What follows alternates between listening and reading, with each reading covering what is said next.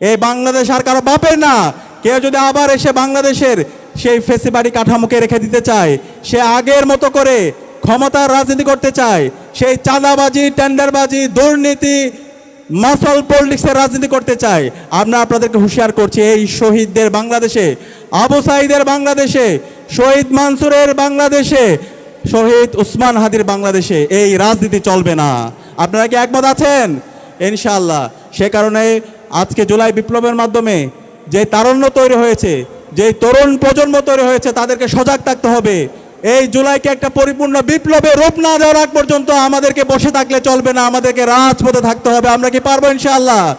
ইনশাআল্লাহ। এই জুলাই বিপ্লবের মাধ্যমে আজকে বাংলাদেশে আমাদের ঐতিহাসিক সুযোগ এসেছে।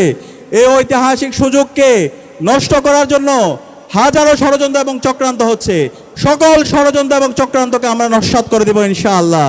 যেই জমিনে শহীদদের রক্ত আছে, সেই জমিনে ইনসাফ বিজয় হবে ইনশাআল্লাহ।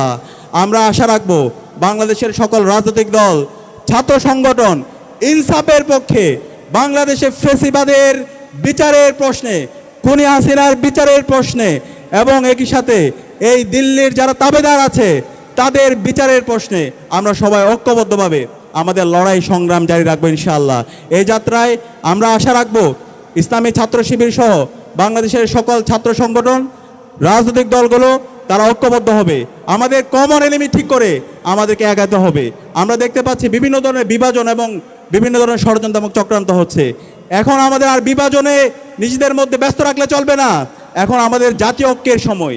আমরা আশা রাখছি সকল ছাত্র সংগঠন, ছাত্র শিবির, ছাত্রদল, ছাত্র শক্তি সহ সকল ছাত্র সংগঠন, বিএনপি, জামাত সহ সকল রাজনৈতিক দলগুলো ঐক্যবদ্ধভাবে বাংলাদেশে জুলাইয়ের শহীদদের আকাঙ্ক্ষার আলোকে একটি ইনসাফ ভিত্তিক বাংলাদেশ বিনির্মাণ করার জন্য আমরা আমাদের ঐক্যবদ্ধ লড়াই চালিয়ে যাব।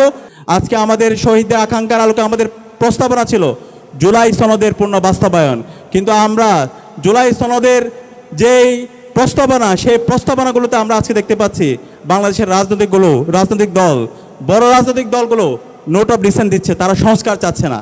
এত রক্তের পরও যদি তারা ফেসিবাদী কাঠামোকে রেখে দিতে চায়, আমরা হুঁশিয়ার করছি আপনাদের এই স্বাধীন বাংলাদেশে আপনারা রাজনীতি করতে পারবেন না। এই স্বাধীন বাংলাদেশে রাজনীতি করতে হলে সংস্কারের পক্ষে হা বলতে হবে। জুলাই শহীদদের বিচারের প্রশ্নে আপনাদেরকে হা বলতে হবে। শহীদ উসমান হাদিকে যারা হত্যা করেছে এবং যারা হত্যাযজ্ঞ করেছে তাদেরকে সামাজিকভাবে এবং রাজনৈতিকভাবে বয়কট করা এবং বিচারের প্রশ্নে আপনাদেরকে হা বলতে হবে, এবং একটি ফ্রি, ফেয়ার, ক্রেডিবল, সুষ্ঠু নির্বাচন আয়োজন করার জন্য আপনাদেরকে হা বলতে হবে।